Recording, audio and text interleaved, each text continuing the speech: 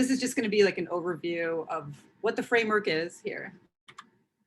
Requirements to get started, and we're going to build like a really small app just to how the whole framework connects the dots. And if you guys have questions, post them in the chat, ask anything. Okay, so Django is pretty much a high-level Python framework for web development, as opposed to like an iOS app or an app on the tablet. This is for developing on the web. It's fairly easy to spin up a web app pretty quickly with it. And you get this admin site out of the box, which is one of the coolest features of this, in my opinion. And it's got database management.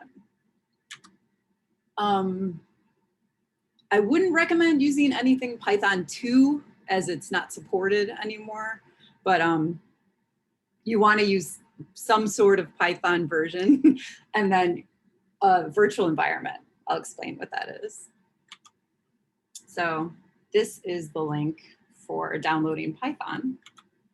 I made these little GIFs. So this is how you see what version you have on your system. If you have like a Python 3 that you've downloaded, you could check to see. Okay, if you don't have a Python 3, I would navigate to that link. I could share my slides too if you guys want. And pick a Python version. I think I'm familiar with like 3.7, 3.8, doesn't matter. Download those, okay. There are a few options for a virtual environment. Pretty much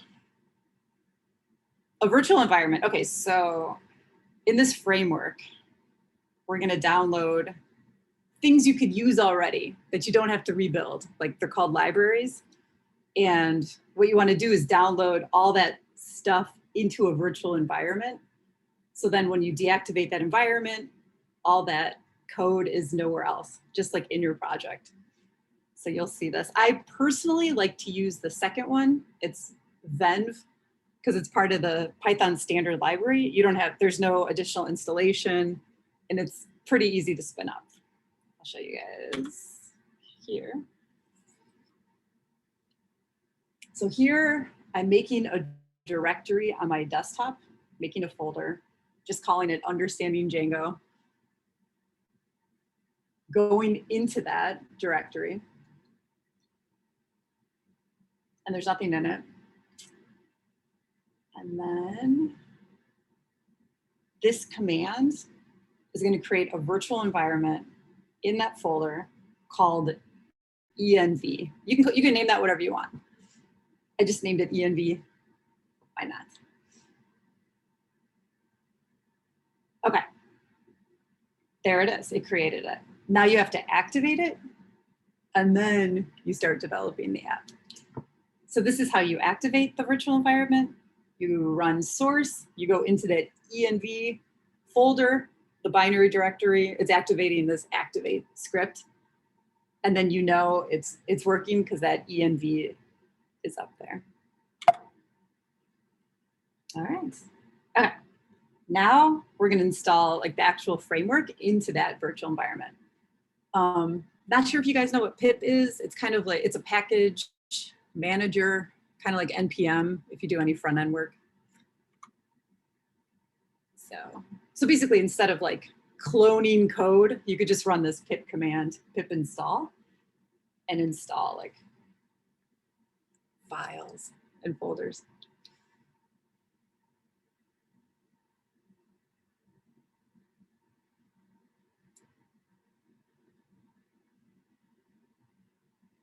All right. So in the virtual environment, Django is now in there. Okay, so Django has this concept of like a project and then a bunch of apps. So the project has like the URL configuration, the settings, and then the apps have all the like CRUD operations. We'll get to that later. See here. In the virtual environment over here, we're going to create a project. This is just the Django command to do that, called example project.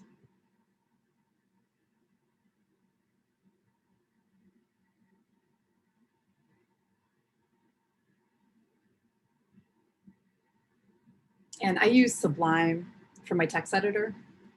I don't know, I just always have, but I don't have like a deep opinion against an IDE. Okay, so there's our virtual environment. Here's the project that was created from that command. I'm just renaming it to SRC, just to organize. And it's got a bunch of files that are generated for you. Okay. There is a file that's generated called manage.py. This file allows you to run different Django commands. So, and what that means is like all the stuff after this Python manage.py, the words after that are the Django commands. So migrate creates database tables. So once these migrations are applied, you're gonna find a database file. It's like a SQLite file in binary. But you could hook up a Django app to use like Postgres, a bunch of different databases, but SQLite 3 is the default that Django uses, and it's fine for now. So there's that manage.py. This is all auto-generated. This is created.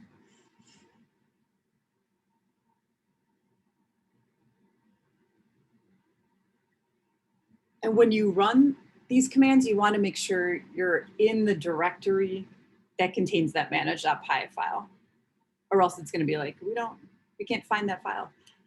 So it's in the source directory. There it is.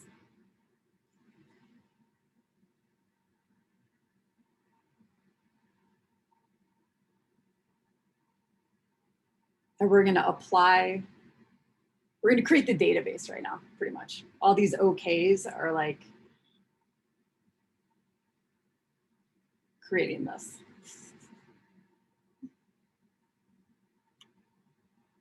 Okay, another command that we could use is run server, and that starts the server.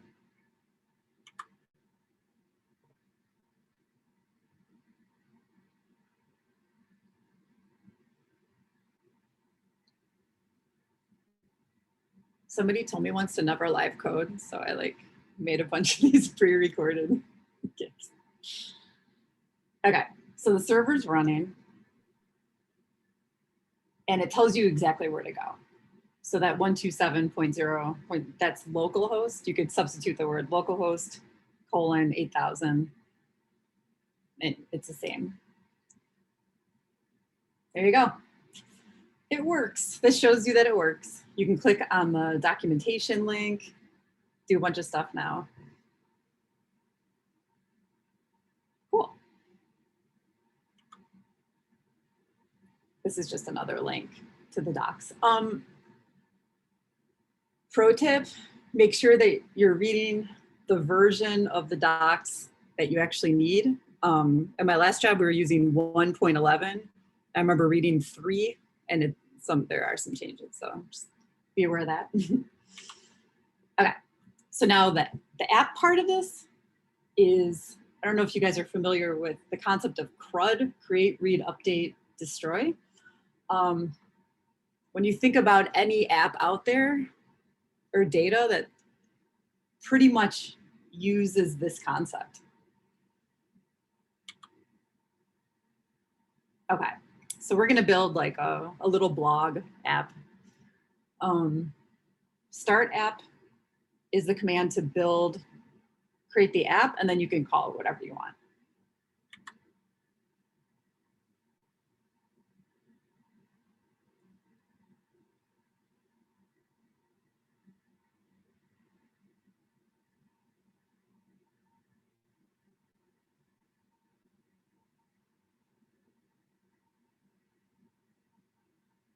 Yep, make sure you're in the right directory that has the manage.py file. Run the start app command, and then I'm gonna call it posts, because we're gonna make some blog posts. And there it is. It created that folder. And actually it created a bunch of files that you would need to start building things automatically. Like there's an admin file, there's a models, views. If you want to write tests, they're all in there.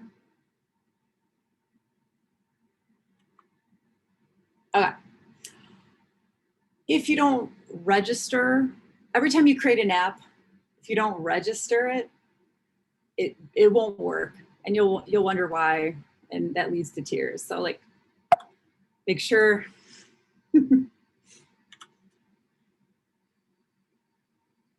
make sure you want to go into, actually, I skipped it here. Go into the project, go into the settings, and register the app in the installed apps area. So this is just the what we called it, posts. That's it. Okay, so the first thing we're going to do is create a model. Model is just a way of creating some form of data. So like putting the books on the bookshelf. Lucky for us, there's a built-in model that Django has that we could reference. You'll see that. In our models file, we're going to create a class with what it is. It's a post. And we're going to inherit from Django's models. And then we're going to create these little attributes.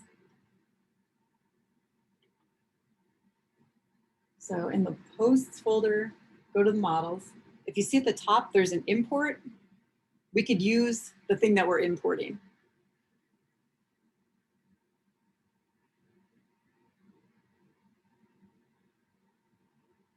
And by putting it in the parentheses, we're inheriting that functionality from Django. And we want to create different attributes. So like a title, an author, you can create whatever you want. And in Django, you have to actually define the data type too. So like a title is a character field, a description is a text field. In the documentation, you can find all this out, and it gives you more detail. Like the character field, you have to add a maximum length. Some of the other data types you don't have to do, you don't have to add extra things.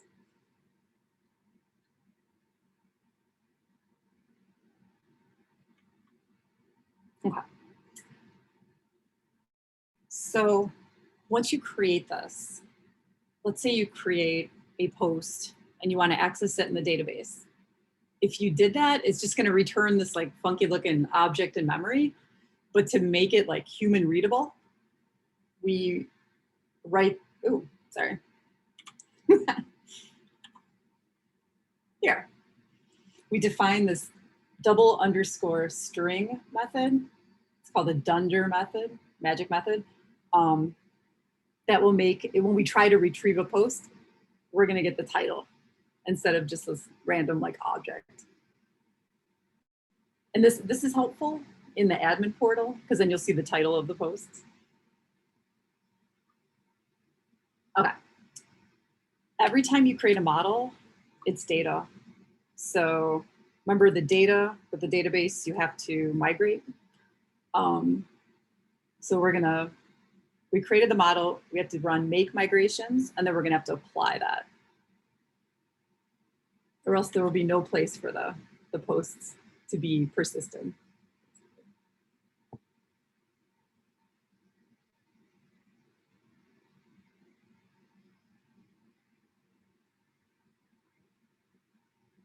So that command creates this migration file. And in that file, you could see those attributes, the title, description, and you get the ID automatically also. It's a primary key, which is just a good way to reference the object that you're looking for.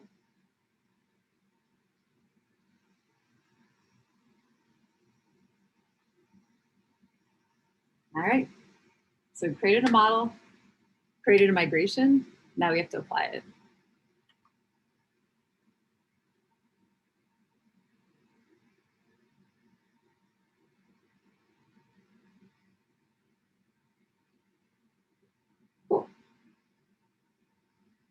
pretty much says that we have a post table that we could start adding blog posts to in the database. Okay, so now when we run the server, we're gonna go to /admin. This URL was automatically created when Django was installed.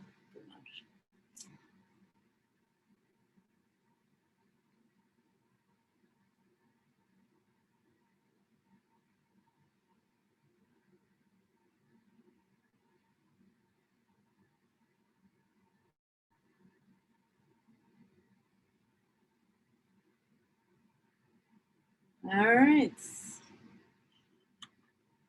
So yeah, what the heck do we do? We are going to have to create what's called a super user, which gives you access to a lot of things in order to get into the admin portal and do certain things. So I created one with the username admin, left the email address empty, and the password just has to be 8 characters.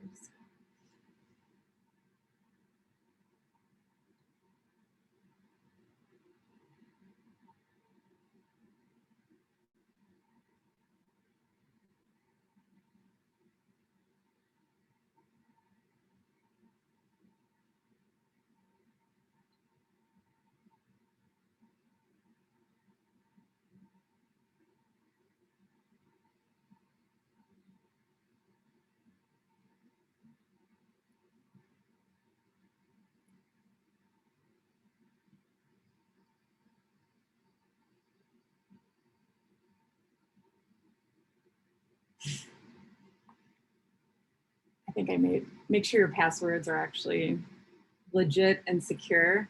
But for this, I think I just wrote password. So once you set up those credentials, you could log in, go back to the URL and log into the admin portal.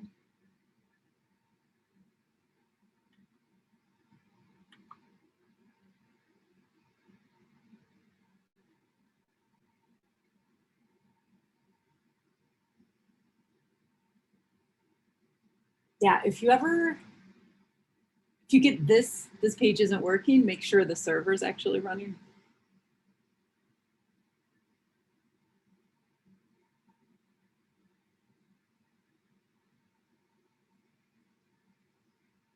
Cool.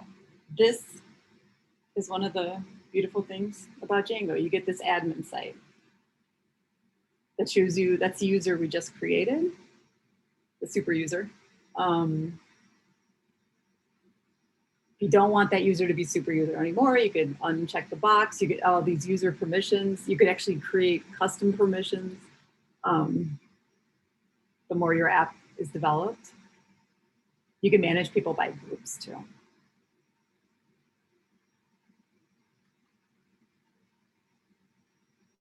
Okay.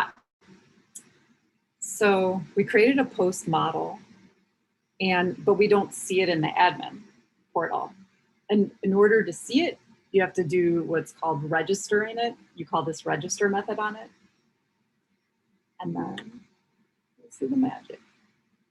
So in the admin.py, all you do is import the model, import that class. So this dot just means like you're in the same folder. Here it is, it's in the same namespace.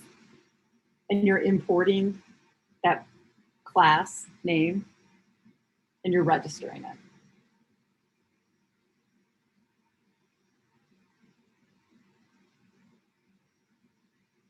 And there it is.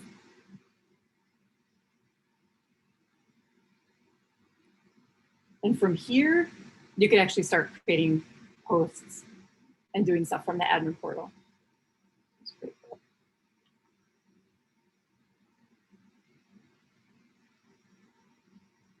That title and the description are the two attributes that we added.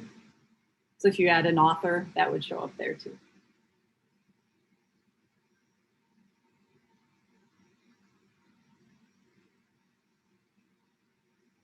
That's it. So this is part of like those CRUD operations, create, not quite read yet. We're going to do something about that. Update. This is updating it. And destroy. You can delete it. That's cool because we could do it all from here.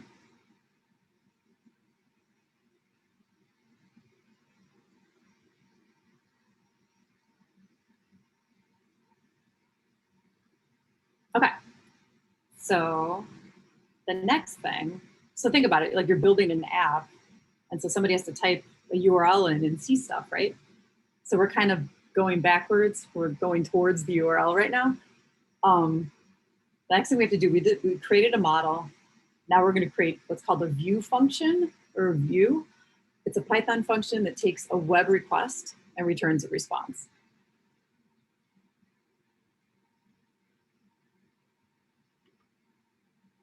Okay. So in the view file, we're going to create this view function. Django originally started out with function-based views, but then later added these things called class-based views. So it's a way to like templatize functionality. So you don't have to write the same code over and over. You can kind of like inherit. Like when we created that class post, we inherited functionality. You could do the same thing here too, but for our purposes, we're gonna write functions.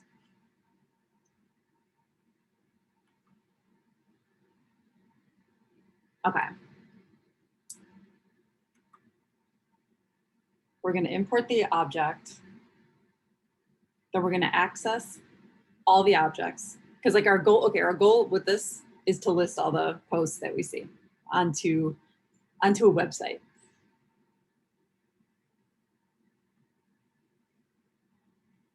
And then we're gonna reference, okay, so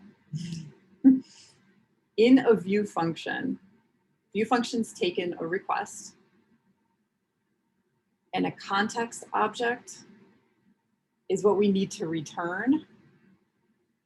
And this object has this key and this value, like all the posts are referenced by this key.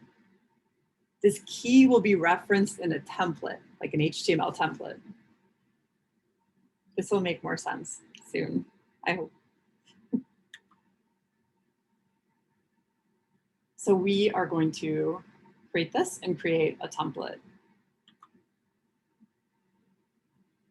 So in the views.py, we're creating this postless view function that takes in a request. We're importing the post model.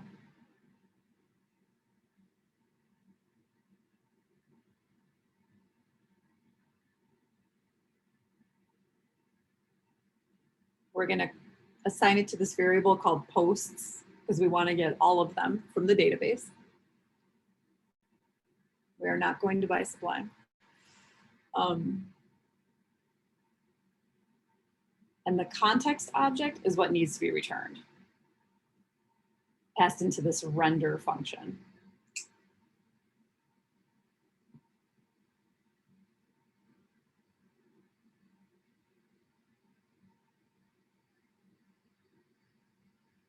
Here, that index.html, we need to create that. So, okay, so that's our next step. So we did the model, kind of created that view function. Now we have to create like a template so you could actually see stuff. So, and it's roughly gonna look like this. In posts, we're gonna create a new folder called templates.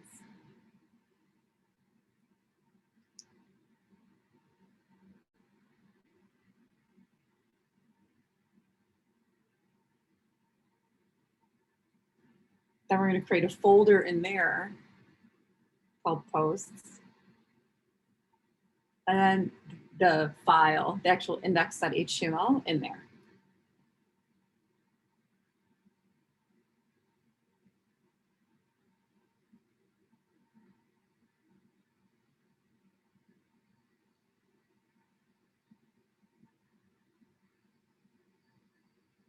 can't remember if this slide actually, yeah. Okay, it's the next one. Okay, so yeah, we want to make sure that we're referencing that template within the correct way. So we added the templates folder that Django will look for automatically, but then it's going to the posts folder where we created that index file. So that's why we have to tell it where to go. All right. Okay, so now we have a way to see all these posts.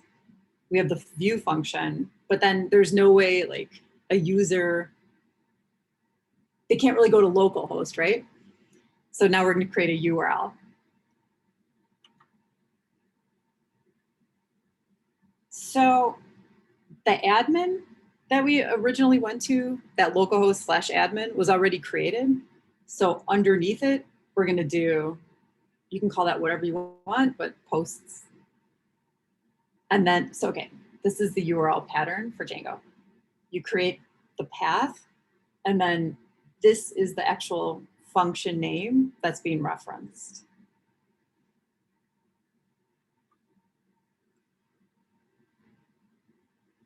Okay. So this is in our project, the original project, URLs.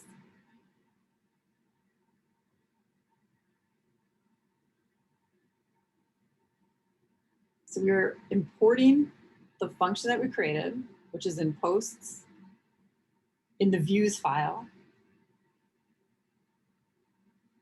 We're going to create the path, the words that go after that localhost. And then we're going to reference that function. So it knows when you go to the posts URL, it knows like, go to that post list view function and do what it's telling you to do.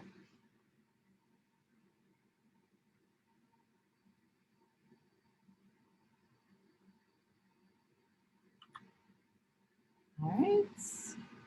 Okay. In order to actually see those posts, Django accesses the variable with these like double brackets. So if you remember in that context object, there's a key and the value.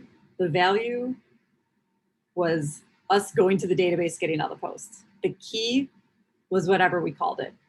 This is the key.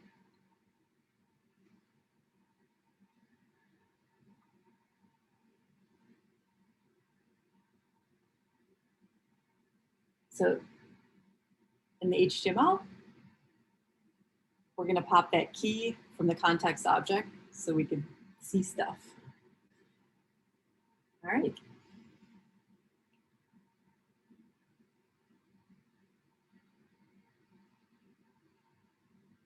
The URL path that we created is just posts. So we're going to go there. There it is. Okay. Right now it's returning like all of the posts at once. It's called a query set. But it's better if we see them one by one. So what we're going to have to do is iterate through this query set. So I don't know if you guys are familiar with, oh, here, a little typo there. Like a for loop, we're going through for each post in that variable that had everything in it. We're going to return each one individually. This is the syntax for doing that.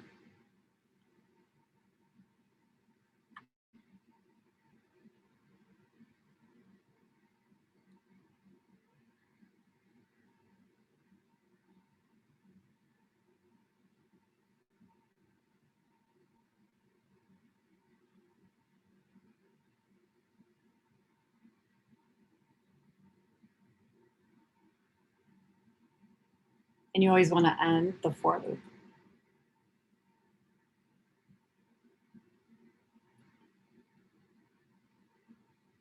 There you go. Now we only have one. So let's create more.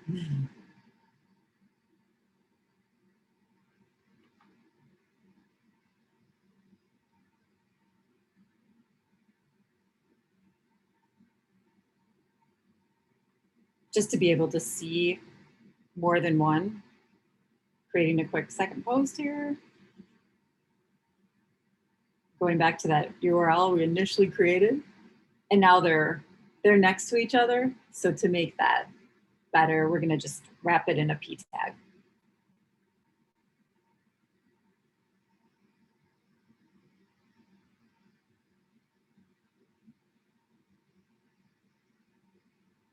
There you go.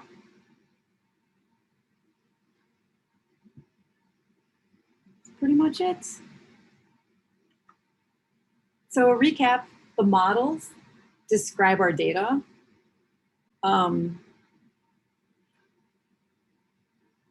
Pretty much our example data is a post, a blog post. Posts have certain info, like a title and description, author, whatever info you want to create. The admin, if you want to see something in the admin, you have to register it.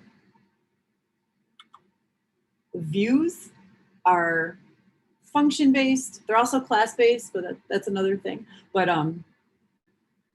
they deal with query sets, which was like when we got all the posts. There's a context dictionary where you reference those keys to whatever the value. You get the value based on those keys. And there's a render function. URL, it telling Django to which URL path the user must go to see the data. And that's pretty much it. That's Django in a nutshell. There's obviously a lot more you could do with it, but if you guys have any questions about anything, feel free. Email, LinkedIn, Twitter, whatever you guys want. So hopefully you learned something or learned something new.